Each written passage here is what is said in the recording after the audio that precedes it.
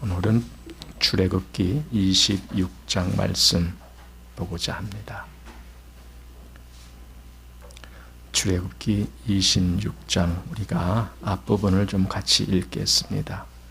1절로 해서 6절 말씀까지 1절에서 6절 우리 같이 읽고 말씀 나누겠습니다. 너는 성막을 만들되 앙장 10폭을 가늘게 꼰 배실과 청색, 자색, 홍색 실로 그룹을 공교히 수놓아 만들지니 매 폭의 장은 28규빗, 광은 4규빗으로 각 폭의 장단을 같게 하고 그 앙장 5폭을 서로 연하며 다른 5폭도 서로 연하고 그 앙장에 연락할 말폭가에 청색 고를 만들며 다른 연락할 말폭가에도 그와 같이 하고 앙장 말폭가에 고 50을 달며 다른 앙장 말폭가에도 고 50을 달고 그 고들을 서로 대하게 하고 금 갈고리 50을 만들고 그 갈고리로 앙장을 연합하여 한 성막을 이룰지며 됐습니다. 지난번에 우리가 25장 말씀에서 보았는데 25장에는 성막의 지성소와 성소에 있는 기구들에 대해서 말씀이 있었습니다. 거기에 궤가 있었고 속죄소가 있었고 그리고 상이 있었고 등대가 있었습니다. 이제 그런 말씀을 우리가 지난번에 보았습니다. 오늘 26장에는 그 지성소나 성소 안이 아니고 그 지성소와 성소를 이렇게 구별짓게 하는 그 외곽적인 모양을 오늘 보게 됩니다. 즉 성막의 구조에 대해서 오늘 말씀을 보게 됩니다. 제일 먼저 앙장이라고 하는 것이 나오고 그리고 그 앙장을 덮는 덮개로 염소털로 짠 것이 나오고 또 뭡니까? 천정을 덮는 그 장이 4겹으로 되어 있어요. 사중으로 되어 있어요. 그리고 이 옆에 벽 역할을 하는 그 널판이 나옵니다. 그리고 지성소를 가리는 휘장이 나오고 성소를 가리는 그 문의 그 장이 나옵니다. 이제 이런 것들이 오늘 26장에 나옵니다. 그런데 지난번 25장 말씀 속에 9절에 이렇게 되어 있습니다. 내가 내게 보이는 대로 장막의 식양과 그 기구의 식양을 따라 지을지니라. 여기서 하나님은 모세에게 내가 내게 보이는 대로 이렇게 그러니까 성막은 모세가 구상한 것도 아니고 다른 어떤 사람이 구상한 것이 아니고 하나님이 모세에게 보여주신 그대로 짓게 한 겁니다. 그게 성막입니다. 그런데 오늘 26장 30절 말씀으로 한번 가보십시오. 여기 보면은 너는 산에서 보인 식양대로 성막을 세울지니라. 이렇게 오늘 본 이 26장에도 동일하게 하나님이 보이신 그대로 하라라는 거예요. 성막을 세울 때 하나님이 보이신 대로 그대로 하라. 즉 성막은 온전히 하나님의 의도, 목적, 또 뜻 이런 것이 담겨 있는 거예요. 왜냐하면 완전히 하나님이 보이신 대로 하라고 그랬으니까.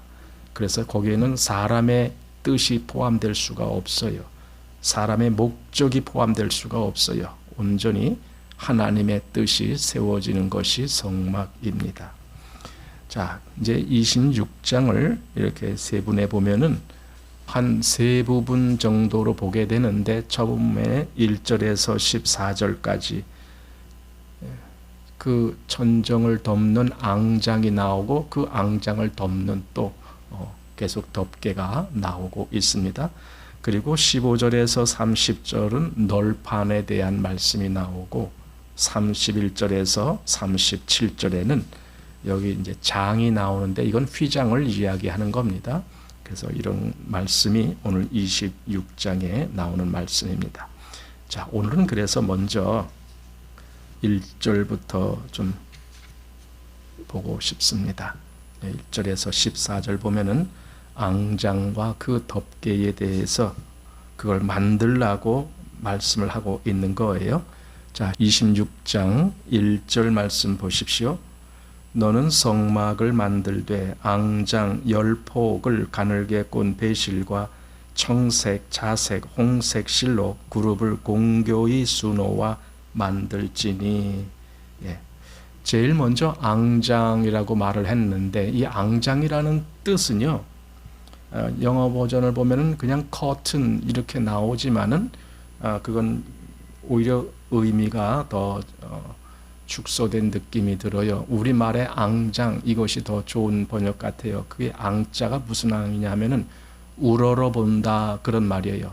추앙한다 하는 것처럼 앙자가 그런 말이고, 그 다음에 앙장, 장은 그냥 이렇게 그 뭡니까, 천같이 넓은 그런 걸 장이라고 하잖아요. 그냥 우러러보는 장이다. 왜 우러러보느냐? 천정을 덮고 있기 때문에 그래요. 그래서 천정 위에 있기 때문에 이렇게 위를 우러러 보아야 되는 장이 여기서 말한 앙장이라고 하는 겁니다. 한마디로 성막을 덮는 휘장, 그걸 앙장이라고 그렇게 말하는 겁니다. 그런데 그 성막을 덮는 그 덮개들이 사중구조로 되어 있어요. 네 겹이다 이 말이죠. 제일 안쪽에 나오는 것이 1절에 나오는 그 앙장이라고 되어 있어요. 이거는 가는 배실, 그리고 청색, 자색, 홍색 실로 수를 놓아서 만들게 되어 있습니다. 그 다음에 두 번째 또 앙장이 나오는데 이것은 7절에 나오는 말씀입니다. 그거는 염소털로 만들게 되어 있습니다. 그 다음 세 번째와 네 번째는 14절에 나오는데, 세 번째가 붉은 물들인 수양의 가죽으로 만들어요. 가죽에다 붉은 물을 들인다 이거죠. 그 다음에 네 번째가 해달의 가죽으로 웃 덮개를 만드는 거예요. 근데 여기서 이제 해달이라고 했지만 또 어떤 역본에는 이게 해달이라기보다는 물돼지다 뭐 그렇게 하는 게 더 옳겠다 그렇게 나와요. 왜냐하면 해달은 사실 이렇게 가죽을 이렇게 우리가 생각하는 것만큼 그런 가죽이 잘 안 나오잖아요. 왜냐하면 해달에게는 털이 있죠. 이렇게 털인지 가시인지 뭐 그런 게 있거든요. 그래서 해달은 그런데 번역을 해달이라고 했지만 실상은 물돼지나 아니면 뭐 하여튼 그런 종류, 이렇게 가죽을 사용할 수 있는 그런 종류, 이제 그런 걸로 이제 웃덮개를 만드는 겁니다. 자, 그러면은 이 네 덮개에 대해서 조금 자세히 한번 봐야 되겠습니다.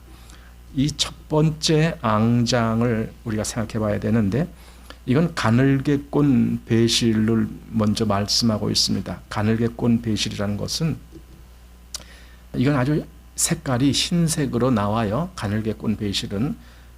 이 흰색은 무엇을 의미하느냐 하면은 사람으로 오신 주님이 흠 없으신 순결하신 분이다라는 걸 의미하는 거예요.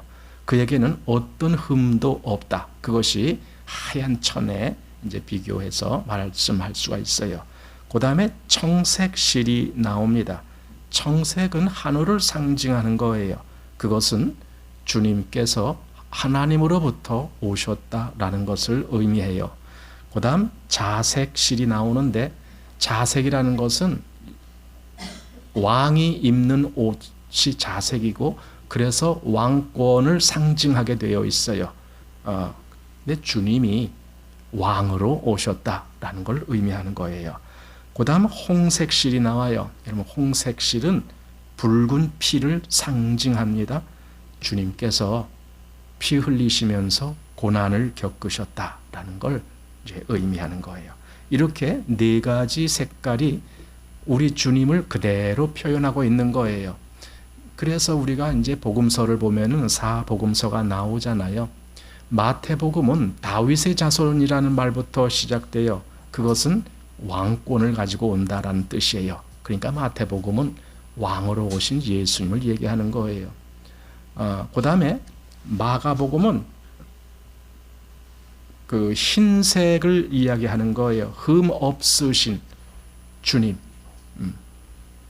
그리고 누가복음은 홍색실을 의미하는, 즉 피 흘리시는 종의 모습으로 오신 주님.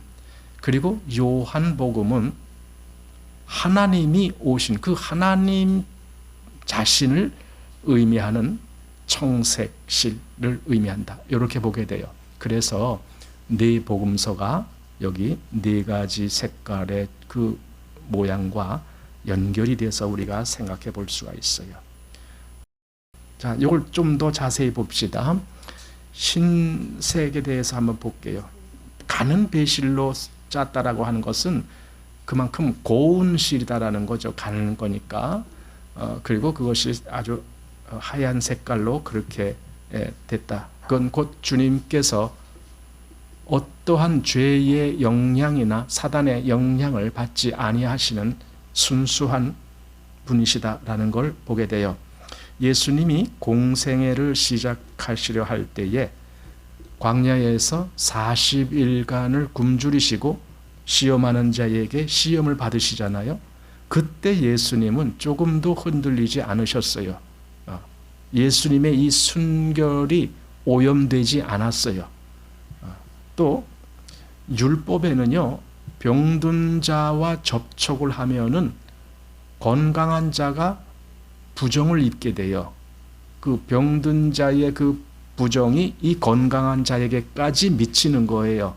그래서 문둥병, 유출병, 이런 병자가 앉았던 그 자리에는 절대 앉으면 안 되고 이런 게 있어요. 그게 율법인데 예수님은 오히려 병자를 만지시는 거예요. 가서 손을 얹으시는 거예요. 그런데 그 병이 예수님에게 오는 것이 아니라 반대로 예수님의 능력이 가갖고 그 병을 낫게 만들어 주셔요. 이것이 율법에서 말한 그 규정을 초월하는 거죠.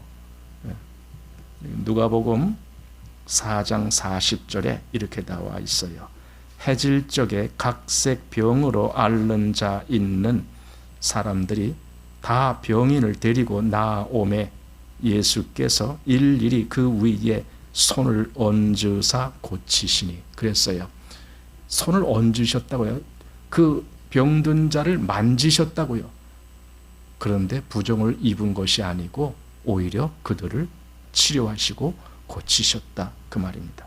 그러니까 예수님은 그 순결하심이 어느 어떤 조건 그 무엇이라도 예수님에게 악한 영향을 주지 못하는 거예요. 그만큼 예수님의 순결은 강력하다라는 것을 의미하는 겁니다.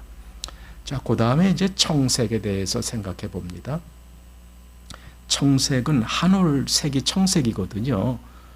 근데 예수님이 하늘로서, 즉 아버지께로서 오신 분이시다라는 걸 의미하는 거예요. 그게 청색입니다.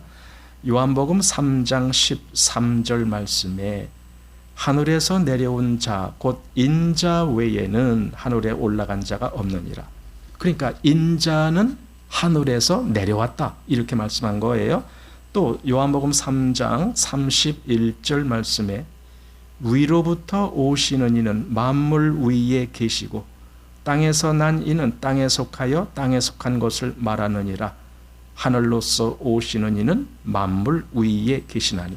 그러니까 위로부터, 즉 하늘로부터 오시는 이라는 표현을 지금 하고 있는 거예요. 그래서 땅에서 난 자와 하늘에서 난 자가 다르다라는 걸 의미하는 거죠.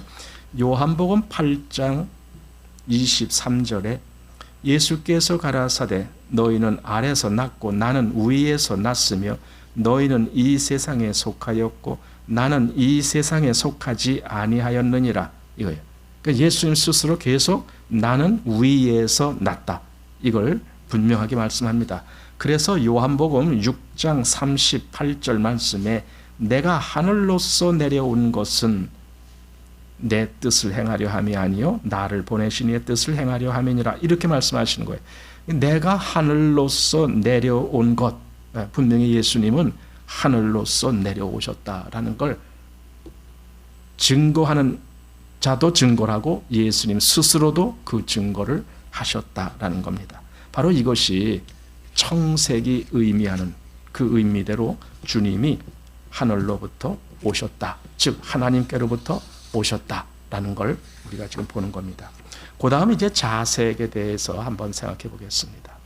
자색은 왕복이고 그리고 왕권을 상징하는 의미의 색깔인데, 예수님이 실제로 왕으로 오셨다라는 것이 성경에 너무 많아요. 동방박사가 유대인의 왕으로 나신 이가 어디 계시뇨 하고 그렇게 질문한 것도 있지만, 마태복음 27장 11절 말씀 보면 예수께서 총독 앞에 섰음에 총독이 물어 가로되 네가 유대인의 왕이냐? 예수께서 대답하시되 네 말이 옳도다 하시고, 그러니까 총독이 물었을 때 내가 유대인의 왕이냐 했을 때 예수님이 그걸 거부하지도 아니하시고 또 그냥 침묵으로 계시지도 않고 그걸 정당하게 대답을 하셨어요. 이때는 뭐라고요?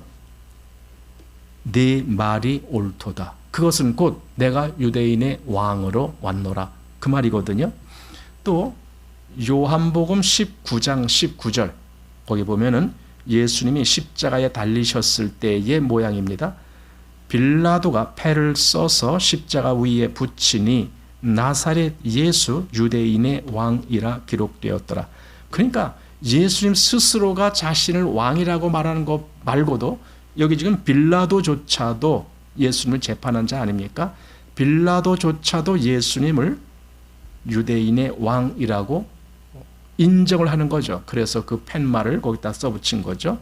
또 히브리서 2장 7절 말씀 보면은 저를 잠깐 동안 천사보다 못하게 하시며 영광과 존귀로 관 씌우시며 만물을 그 발 아래 복종케 하셨느니라 하였으니. 자, 여기까지만. 이게 뭡니까? 만물을 그 발 아래 복종케 했다. 이게 진짜 왕이라는 거예요. 왕이라는 것은요, 통치력이 있어야 돼요. 왕의 권한 속에서 모든 것을 다스릴 수 있어야 돼요. 그래야 그게 진짜 왕이죠. 예수님이 바로 만물을 그 발 아래 복종케 하셨다. 또 고린도전서 15장 25절에 저가 모든 원수를 그 발 아래 둘 때까지 불갑을 왕노릇 하시리니, 불갑을, 그러니까 반드시 그분이 왕노릇 하신다, 이런 말입니다. 그러니까 예수님의 왕권은 명목상의 왕권이 아니라 실제적인 권한이 있는 왕권이다라는 걸 보게 돼요. 그래서 만물이 다 그에게 복종한다. 그 왕권이 바로 하나님으로부터 온 왕권이거든요. 왜냐하면 시편에 이렇게 기록되어 있기 때문에 그래요. 시편 2편 6절에 내가 나의 왕을 내 거룩한 산 시온에 세웠다 하시리로다. 그러니까 하나님이 하나님의 왕을 시온에 세우신 거예요. 그러니까 하나님이 세운 왕이신 거죠. 그분은 왕으로 이 땅에 오셨습니다. 그래서 마태복음 28장 18절에 예수께서 나와 일로 가라사대 하늘과 땅의 모든 권세를 내게 주셨으니, 이렇게 해요. 하늘과 땅의 모든 권세. 그러니까 예수님이 실제적으로 지상에서 역사하실 때도 보면은요, 그 모든 권세가 그에게 있음을 알잖아요. 당연히 병든 자를 낫게 하고 심지어 죽은 자도 다시 살리시고 자연의 어떤 현상까지도 잠잠하라 하면은 폭풍이 잠잠해지고, 또 베드로에게 그물을 배 오른편에 던지라 그러면은 거기서 고기가 153마리나 잡히고 막 이렇게 한, 그럼 모든 자연물이 그분의 말씀에 복종하는 거예요. 이게 진짜 왕이라는 거예요. 예수님은 진짜 왕, 단지 그냥 명목상으로 호칭상 왕이다, 그게 아니에요. 모든 권한을 가지신 분이 예수님이셨던 거예요. 그래서 주님은요, 죽음을 이기신 거예요. 부활하셨으니까. 그래서 하나님 보좌 우편에 앉으신 거예요. 이 하나님 보좌 우편에 앉으셨다라는 것은요, 실제로 하나님의 모든 권한을 그가 행사하신다라는 의미예요. 예, 우편이라는 개념이 그런 의미가 있는 거예요. 모든 권세를 다 쥐고 있는 자리가 우편이라는 개념이거든요. 그러니까 보좌 우편에 그분이 좌정하셨다. 그런 것은 그에게 모든 권한이 주어졌고 그가 실제적인 왕으로 모든 역사를 하신다. 그래서 나중에 재림하실 때에 세상을 심판하시는 거예요. 왜냐하면 심판하는 권세까지도 그분이 갖고 계시기 때문에 이것이 왕의 위치입니다. 자, 바로 이것이 우리가 말하는 자색, 청색, 자색, 홍색 이런 색인데 그 중에 자색에 대해서 지금 우리가 본 겁니다. 자, 이제 홍색에 대해서 생각해 보겠습니다. 홍색은 말 그대로 붉은색을 이야기하는 겁니다. 그건 곧 피를 상징하는 것이고 죽음을 상징하는 것이 됩니다. 예수님께서 우리를 위하여 피 흘려 죽으셨다라고 하는 것이 성경의 핵심적인 증거예요. 우리가 그리스도인이 될 수 있는 근거는 예수님이 우리를 위하여 죽으셨다라고 하는 그 사실에 의해서 우리가 그리스도인이 될 수 있는 길이 열리는 거거든요. 그것이 없으면은 모든 기독교는 다 허당이에요. 예수님이 우리를 위하여 피 흘려 죽으셨다. 이것이 가장 기초적이고 가장 중요한 기독교의 원칙이 되는 겁니다. 그런데 여기서 이제 중요한 사실을 우리가 더 알아야 되는 건데 뭐냐면은 아까 앞에서 말한 대로 예수님은 그 흰색으로 순결하신 분이시고 죄가 없으신 분이시고 두 번째로 그분은 하늘로부터 즉 하나님께로서 오신 분이시고 그리고 세 번째로 그분은 왕권을 가지셨다 라고 우리가 다 본 거예요. 그런데 이 네 번째 그분이 우리를 위하여 피 흘린 역사가 없었다면 그 앞에 말한 세 경우가 우리와 아무 상관이 없어요. 그분이 하늘로부터 오셨든지 그분이 왕권을 가지고 오셨든지 또는 순결하시다는 그런 것이 있다든지 아무리 그래도 이 네 번째 그분이 우리를 위해서 피 흘리시고 죽으셨어. 이것이 없다면은 그러면 앞에 세 경우는 다 우리와 관계가 없어요. 우리를 그 예수님의 그 모든 것과 관련 맺게 해주는 근거가 주님이 흘리신 피입니다. 왜냐하면은 피 흘림이 없으면 사함이 없기 때문에 그렇습니다. 그 피는 우리의 모든 죄에 대한 삭슬 치르는 피이기 때문에 죄 값이 치러지는 거거든요. 그래야 우리가 의롭다함을 칭함받을 수 있고 하나님께 나갈 수 있는 길이 열리는 거거든요. 그러니 이 피 흘림이 없다라면은요, 우리는 아무것도 아닌 거예요. 그런데 주님은 진짜 피를 흘리셨거든요. 진짜로. 그래서 우리가 하나님과 진짜 관계가 맺어질 수 있는 길이 열린 거예요. 베드로전서 1장 18절 말씀에 너희가 알거니와 너희 조상의 유전한 망령된 행실에서 구속된 것은 은이나 금같이 없어질 것으로 한 것이 아니요 오직 흠 없고 점 없는 어린 양 같은 그리스도의 보배로운 피로 한 것이니라. 이거예요. 우리가 구속된 것, 그거는 그리스도의 피로 구속된 것이다. 이거 그리스도의 피로 이거예요. 또 로마서 5장 9절에 그러면 이제 우리가 그 피를 인하여 의롭다 하심을 얻었은즉 더욱 그로 말미암아 진노하심에서 구원을 얻을 것이니. 예, 그 피로 말미암아 의롭다 하심을 얻었다고요. 그리스도인은 바로 이런 사람이에요. 예수님의 피로 인해서 내가 의롭다함을 얻었다라고 하는 이 사실이 믿어진 사람이에요. 그게 그리스도인이거든요. 히브리서 10장 19절에 그러므로 형제들아 우리가 예수의 피를 힘입어 성소에 들어갈 담력을 얻었나니. 성소에 들어간다라는 것은요 하나님 앞에 나아간다라는 의미예요. 근데 거길 어떻게 가냐고요. 구약의 제사장들은 그 제단에서 흘린 피를 가지고 들어갔지만 우리는 어떻게 가느냐고요. 예수님이 흘리신 그 피의 공로로 들어가는 거예요. 예수님이 흘린 피 때문에 우리는 하나님 앞에 언제든지 또 얼마나 담대하게라든지 그 앞에 나아갈 수가 있는 거예요. 예수님이 흘리신 피 때문에. 그래서 이것이 홍색 실이 의미하는 그 피에 대한 의미를 예수님에게서 우리가 찾을 수 있다라는 겁니다. 결국 주님은요, 온전히 순결하신 주님, 그리고 거룩하신 주님, 그리고 하나님께로부터 오신 주님, 그리고 그분은 왕으로서 오신 주님, 모든 권세를 가지신 주님, 그리고 그분은 죄인을 위하여 피를 흘리신 주님. 이것이 주님입니다. 그런데 그렇게 앙장을 이렇게 가는 배실과 청색, 자색, 홍색 실로 공교히 수를 놓아서 거기 이제 수 놓은데 거기에 무슨 수가 나오냐면은 그 그룹 천사의 그 수가 나와요, 나중에.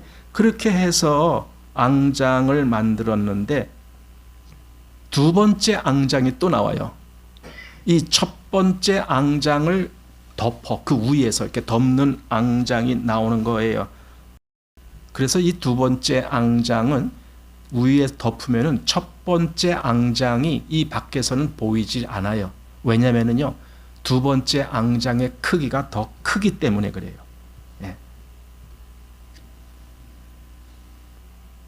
아까 말한 그 네 가지 색깔에 대해서 여기 앙장에만 있는 것이 아니라 또 다른 데도 이 네 가지 색깔이 나와요. 그 또 다른 것이 뭐냐면은 31절에 나오는 그 지성소를 가리는 휘장, 그것도 이 네 가지 색이 거기 나오고, 그 다음에 36절에 나오는 성막문에 다는 장, 그러니까 지성소를 가리는 그 장, 그걸 휘장이라고 부르는데 그것이 있고, 또 요 앞에 성소를 가리는 그 장, 그것도 역시 이 네 가지 색깔로 되어 있고, 그 다음에 이제 27장으로 가보면은 27장 16절에 이 뜰에도 뜰 문이 있습니다. 근데 그 뜰 문도 이 네 가지 색깔로 되어 있습니다. 네 가지 색은 그리스도를 상징하는 거라고 지금 우리가 그렇게 본 거예요. 네 가지 색. 그래서 모든 문이 그리스도로 되어 있는 거예요. 뜰 문도, 그 다음에 성소 앞에 가린 성소 문도, 그리고 지성소 문도 다 그리스도로, 그리스도를 통해야만이 안으로 들어가는 거예요. 이게 문입니다. 자, 이제 크기를 한번 보면은 첫 번째 앙장은 장이 28규빗으로 되어 있어요. 그런데 두 번째 앙장인 염소털로 만든 그 앙장은 길이가, 즉 장이 30규빗이에요. 그러니까 2규빗이 더 길어요. 폭은 4규빗으로 똑같아요. 그런데 첫 번째 앙장은 폭이 10개로 되어 있어요. 10개를 5씩 이렇게 연결해 갖고 나중엔 이 두 개를 한꺼번에 또 연결을 해요. 그래서 10폭이 돼요. 폭이 10가지가 된다 이거죠. 10폭. 그런데 이 염소털로 만든 두 번째 앙장은 11폭이에요. 한 폭이 더 붙었어요. 더 넓다라는 거죠. 이게 뭡니까? 그러니까 첫 번째 앙장, 즉 가는 배실과 청색, 자색, 홍색 실로 만든 그 장은 제일 안쪽에다 이렇게 치는 건데, 덮는 거죠, 이렇게. 그런데 그 위에 염소털로 만든 이 앙장이 또 덮는 거예요. 근데 이 염소털로 만든 앙장이 크기 때문에 속에 있는 그 앙장이 겉에서는 하나도 안 보이는 거예요. 길이도 2규빗이나 길고, 폭도 한 폭이 4규빗씩이라고 그랬잖아요. 그러니까 4규빗이 긴 거예요. 더 넓은 거예요. 그래서 완전히 덮어 이렇게 되어 있는 겁니다. 충분히 가릴 수 있는 크기다. 그리고 이제 그 위에다가 붉은 물 들인 수양의 가죽으로 덮는 거예요. 이제 붉은 물 들인 가죽. 그 다음에 또 그 위에다가 해달의 가죽으로 또 덮어요. 주님을 상징하는 이 첫 번째 앙장, 바로 고운 배실과 청색, 자색, 홍색 실로 그룹을 공교히 수놓아서 만드는 이 첫 번째 앙장, 그건 참 아름다울 거예요. 왜냐하면 그 하얀 바탕에 청색, 자색, 홍색 실로 수를 놓았다 그러니까, 그것도 천사의 모양으로 수를 놓았으니까 얼마나 그것이 화려하면서 아름다웠을까요? 그런데 그 다음에 덮는 덮개가 그걸 가리고 덮고, 그 위에 또 두 개, 아까 말한 붉게 물들인 수양 가죽, 그리고 그 위에는 해달의 가죽, 이런 것으로 덮어놓는 거예요. 그러니까 밖에서는요, 그 안에 그 예수님을 상징했던 그 아름다운 문양을 하나도 볼 수가 없는 거예요. 그 문양을 보려면은 오직 그 성소나 또는 지성소 안에 들어가야만 보여요. 밖에서는 전혀 그 아름다움이 보이지가 않아요. 밖에서는 해달의 가죽만 보일 거예요. 해달의 가죽은 시커먼 거죠. 거무죽죽하고 뭐 그런 거죠. 그것만 보일 뿐입니다. 이게 그리스도 안에 거하는 사람의 위치와 그렇지 못한 사람의 위치라고 보여져요. 그리스도 안에 거하는 사람은요, 그리스도의 이 아름다움을 볼 수 있어요. 그 안에서. 그러나 그 밖에 있는 사람은 아무리 보려고 보아도 해달의 가죽 같은, 별로 그렇게 아름답다고 생각되지 않는 그것만 보일 뿐이에요. 이것이 주님 안에 거하는 사람과 그렇지 못한 사람의 차이예요. 이사야서 53장 2절 말씀에 보면은 그는 주 앞에서 자라나기를 연한 순 같고 마른 땅에서 나온 줄기 같아서 고운 모양도 없고 풍채도 없은즉 우리의 보기에 흠모할 만한 아름다운 것이 없도다. 그러니 이 이사야 53장 2절 말씀은 아직 주님의 그 안에서 주님과 친밀한 그 관계를 맺지 못한 사람, 일반적인 사람들이 보는 시각을 말한 거예요. 흠모할 만한 아름다운 것이 하나도 없는 거예요.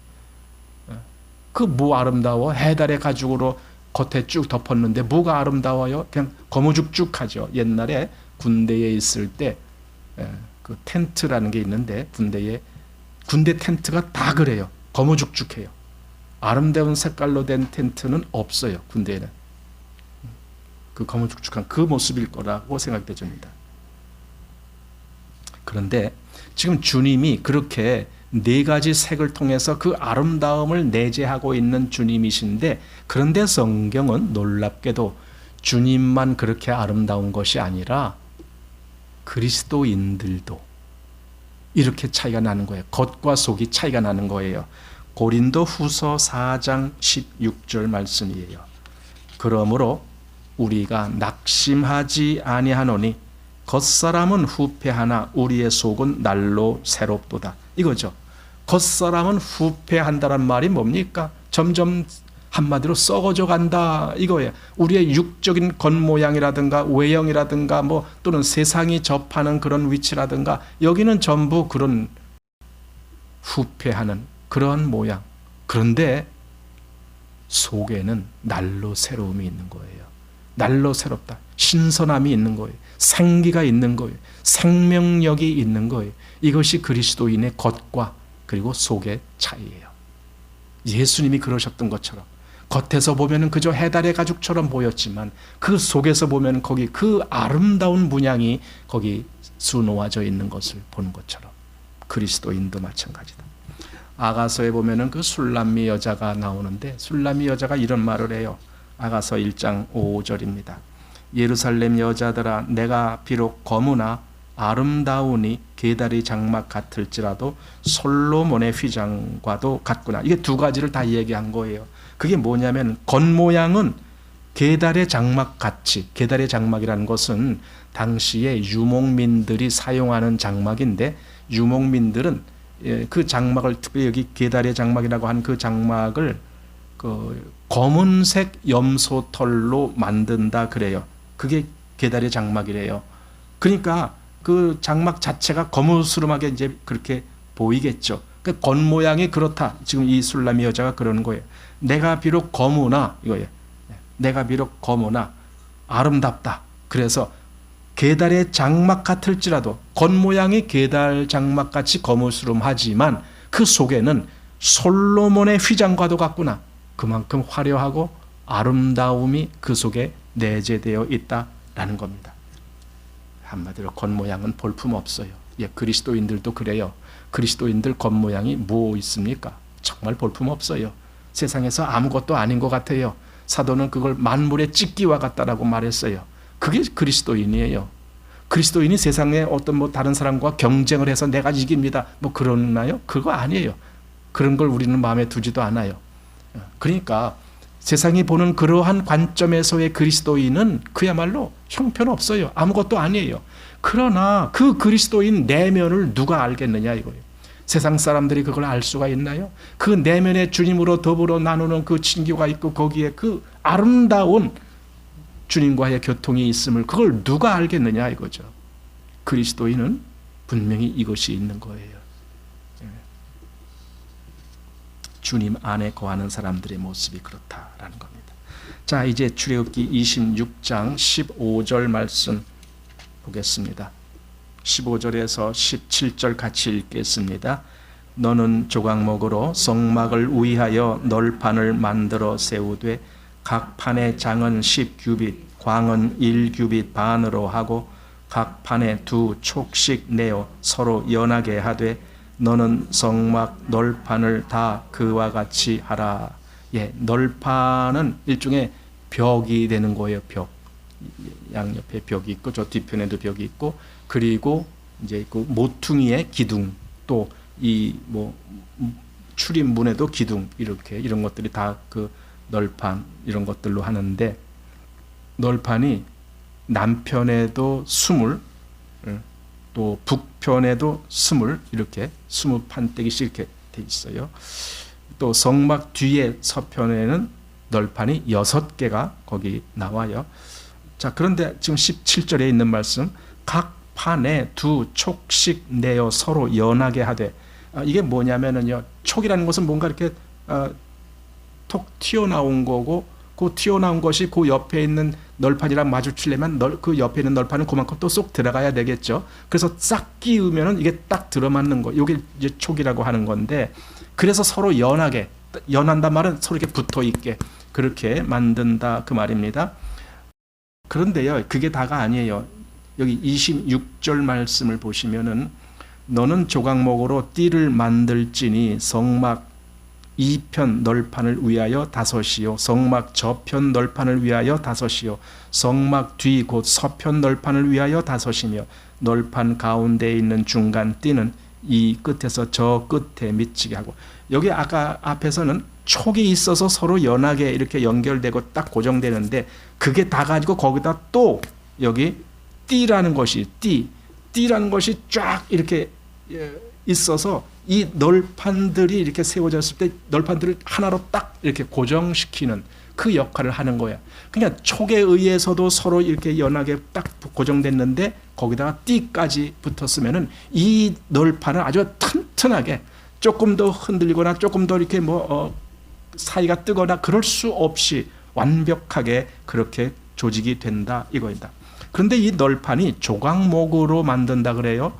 조각목이라는 말, 원래는 이 나무의 이름이 시띠나무라고 부릅니다. 시띠나무는 일종의 그 아카시아 나무 같은 그런 나무라 그래요. 아카시아 나무, 가시가 있는 나무들은요, 제목감이 없어요. 원래가 그래요. 가시나무들은 다 그냥 이렇게 막 삐죽삐죽 자라고 휘 있기도 하고 이렇게 자라는 것이 여기 시띠나무다 이거예요. 그래서 그걸로 널판을 만들려면은 어떻게 되느냐? 조각조각 붙여야 돼요. 그래서 조각목이라고 번역된 거예요. 이 조각목이라는 것이 나무 이름이 조각목이라는 것이 아니라 조각으로 되어 있다. 그게 조각목이에요. 원래 나무 이름은 시띠나무고. 그러니까 큰 나무 같으면은 한 판을 쫙 이렇게 켜면은 판때기가 나오잖아요. 근데 이 조각목이라고 말한 것은 그게 아니라는 거예요. 조각조각을 연결해서 만들었다 이겁니다. 그러니까 이 씨띠나무가 조각목으로 판이 되려면은요, 그 씨띠나무가 원래 꾸불탕 또는 뭐 여기저기 가장기 있고 뭐 이런 거 그게 다 잘라줘야 돼요. 그래서 판판하게 이렇게 만들어져서, 그리고도 그거 갖고 모자라서 서로 또 붙이고 뭐 조각 갖다 붙이고 이렇게 해서, 그렇게 해서 만들어서 판때기가 만들어져야 돼요. 그러니 조각목은 많이 잘려나가고 많이 갈아져 나가고 많이 이렇게, 그거예요. 그 돌출된 부분들이 다 잘려나가야 돼요. 그것이 있으면 될 수가 없어요. 다 깎여서 판판해져야 돼요. 아까도 말했지만 거기에 이제 두 촉씩 내어서 옆에 있는 판과 같이 이렇게 탁 밀착시키는 그러한 역할을 하는 거예요. 서로 끼워 맞추는 거죠. 그게 여러분, 그렇게 촉으로 끼워 맞추면은요, 개별적으로 움직일 수가 없게 돼요. 모든 널판은 같이 움직여요. 공동 운명체가 되는 거예요. 같이 움직이는 거예요. 거기다가 또 띠까지 5개의 띠를 띄었다라는 것은 여기 띠가 어떤 모양인지는 모르겠어요. 그러나 어쨌든 이 전체를 고정시키는 띠겠죠. 그게 5개나 이렇게 써요. 하나는 또 가운데 있는 띠는 또 더 아주 이 끝에서 저 끝까지 완전히 돌아가면서 그렇게 띠를 한다 그랬어요. 저는 이걸 이렇게 생각해요. 물론 우리는 여기서 그리스도를 바라볼 수 있어요. 그리스도의 모양을 볼 수 있는데, 또 다른 것은 여러분, 그리스도를 보면은요, 항상 거기에 교회가 같이 있어요. 왜냐하면 교회는 그의 몸이기 때문에 그래요.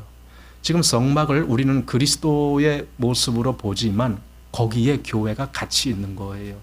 특별히 이 널판을 볼 때 그래요. 널판은 그리스도의 몸의 그 전체를 상징하는 건데, 교회는, 그럼 교회라는 게 뭐냐? 교회는 이렇게 촉으로 서로 연결돼서 같이 하나로 움직이는 거고, 거기다 띠까지 띄어서 절대로 개별적인 움직임이 있으면 안 돼요. 개인이 뭔가 더 잘났건 못났건 간에 그 전체가 하나로 만들어져야 돼요. 잘난 사람도 그 잘난 것을 깎여줘야 되고, 못난 사람도 그 못난 것이 메꾸어져야 되고, 그래서 하나로 되어 판때기가 나와야 돼요.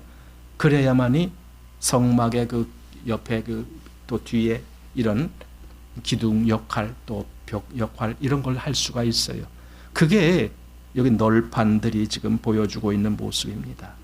그런데 그 널판에 받침이 있는데 은받침이라고 그랬어요. 은받침, 한 널판에 은받침이 2개씩 들어가요.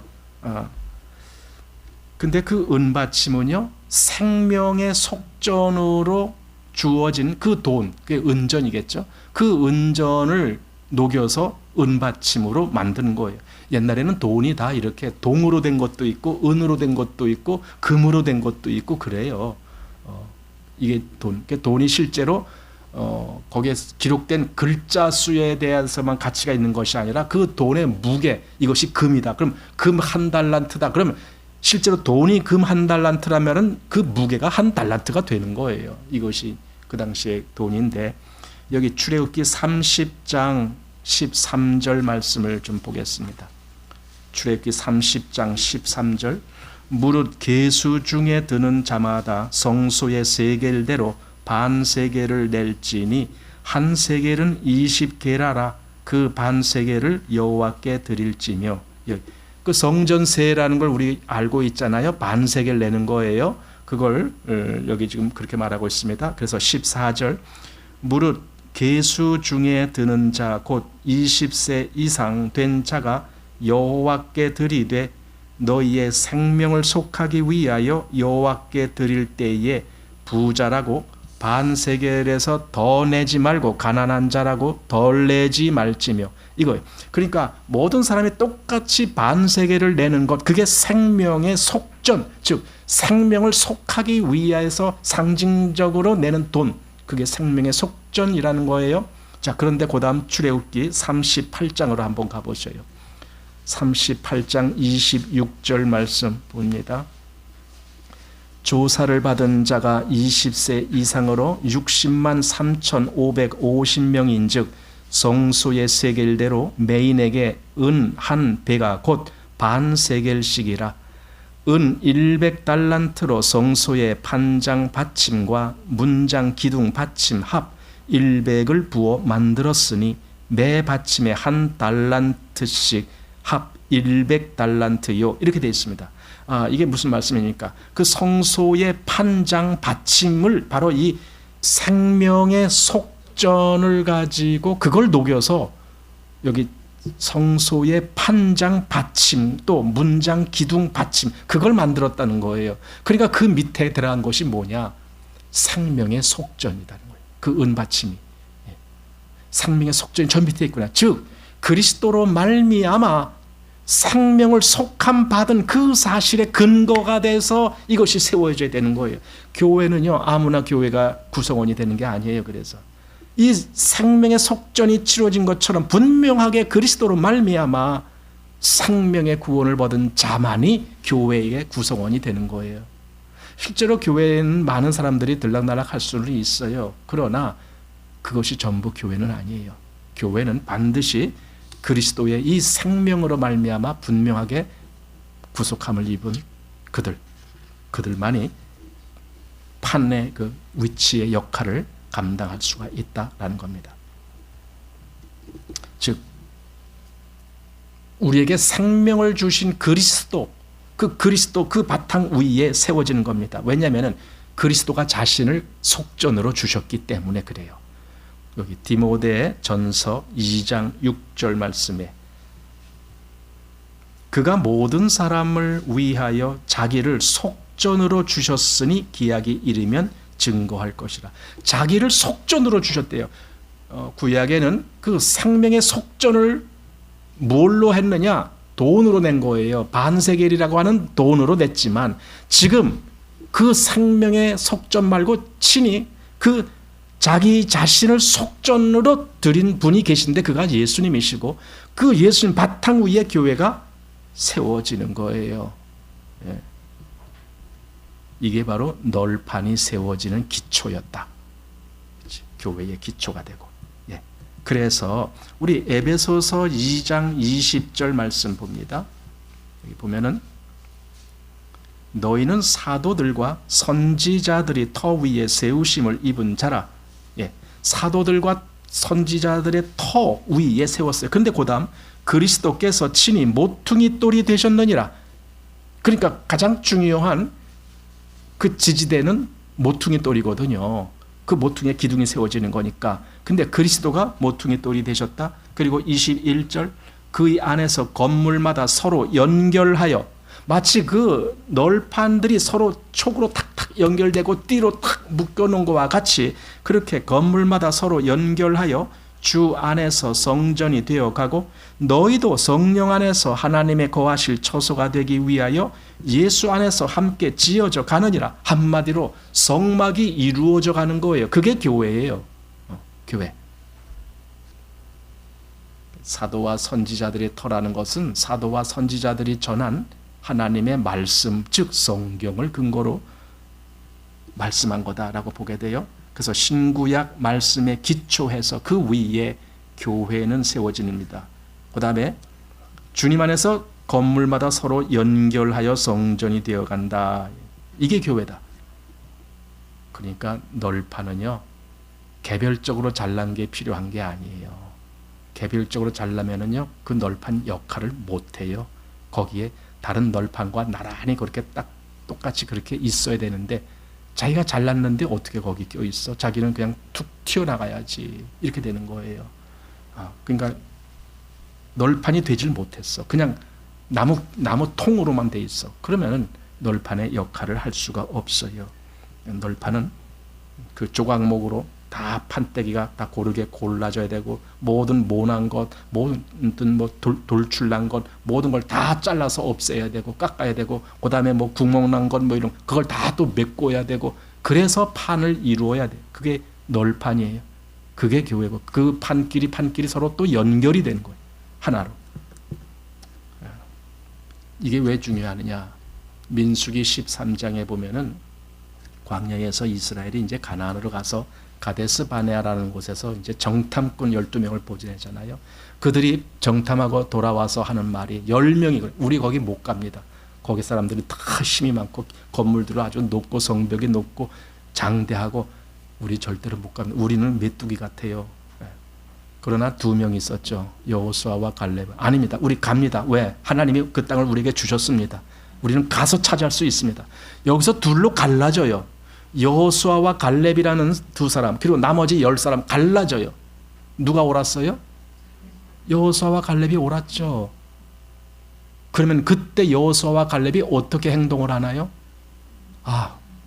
저 사람들 믿음 없는 사람들하고는 우리 도무지 상종을 못하겠어. 예, 우리끼리 가자. 그랬나요? 아니에요.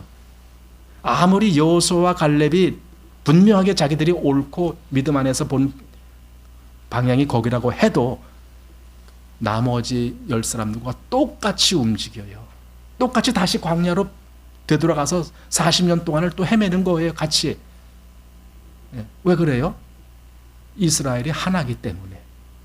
교회가 하나라는 말이 그거예요. 이 판때기가 서로 다 연결돼서 같이 움직여야지 어떻게 한 판때기만 더 삐죽 나오고 이렇게 될 수가 있나요? 그건 교회가 아니죠. 개인으로 잘난 거지 그거는. 개인으로 잘난 건 교회가 될 수가 없어요. 교회가 되려면 그게 다 깎여져야 돼요. 그런 의미에서 여기 아주 중요한 그 여호수아와 갈렙의 모습을 보게 돼요. 자, 골로새서 3장 14절에 이렇게 되어 있습니다. 이 모든 것 위에 사랑을 더하라. 이는 온전하게 매는 띠니라. 아까 그 판때기가 서로 연결되어 있는데 거기다 띠를 5개나 쫙 이렇게. 그 띠가 뭐냐? 지금 보니까 그게 교회에서 역사되어지는 사랑이라는 거예요. 사랑. 교회에서 가장 중요하게 다뤄지는 게 사랑이라는 거예요. 제가 다음 주일날 이 얘기를 좀 하려고 그래요. 사랑. 그게 서로 간에 이렇게 하나가 되게 매는 띠 역할을 해주는 것. 그게 사랑이다. 사랑이 없으면은요, 다 제잘난 맛에 살아요. 그건 교회 아닙니다. 그냥 각자 개인 신앙생활 하는 거야. 개인. 그러나 하나님은 그걸 원하는 게 아니에요. 하나님은 그리스도의 몸을 이루는 교회를 원하셨던 것이고, 그거는 하나로 그렇게 되는 것을 말하는 것이다 라는 겁니다. 자, 그 다음에 이제 31절 이하에 보면은 지성소를 가리는 휘장이 나와요. 그 휘장도 역시 청색, 자색, 홍색 그리고 가늘게 꼰 배실 이런 걸로 작용을 하는데, 히브리서 10장 20절에 보면은 휘장은 곧 저의 육체니라, 즉 예수님의 육체를 상징하는 거다 그렇게 말했어요. 예, 맞아요. 근데 마태복음 27장 51절에 보면은 휘장이 찢어지잖아요. 예수님이 십자가에서 죽으실 때 휘장이 찢어지거든요. 그건 예수님의 몸이 찢어지는 것을 의미하기도 하고, 또 하나는 찢어짐으로 인해서 길이 열리는 것을 의미하기도 해요. 이 2가지가 다 나와요. 길이 열린다는 것이 뭡니까? 하나님께로 갈 수 있는 길이 열린 거예요. 어떻게 열렸어요? 그리스도의 몸이 찢어짐으로, 다시 말해서 피를 흘리심으로 길이 열렸고 우리로 하나님 앞에 나갈 수 있게 그렇게 하셨다라는 겁니다.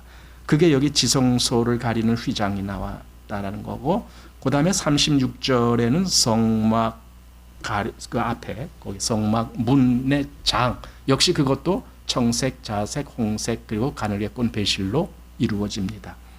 그리고 이제 27장에 가면 아까도 말했듯이 뜰의 문장, 그게 16절에 나오는 겁니다. 이렇게 해서 이제 한마디로 문이 3단계로 되어 있습니다.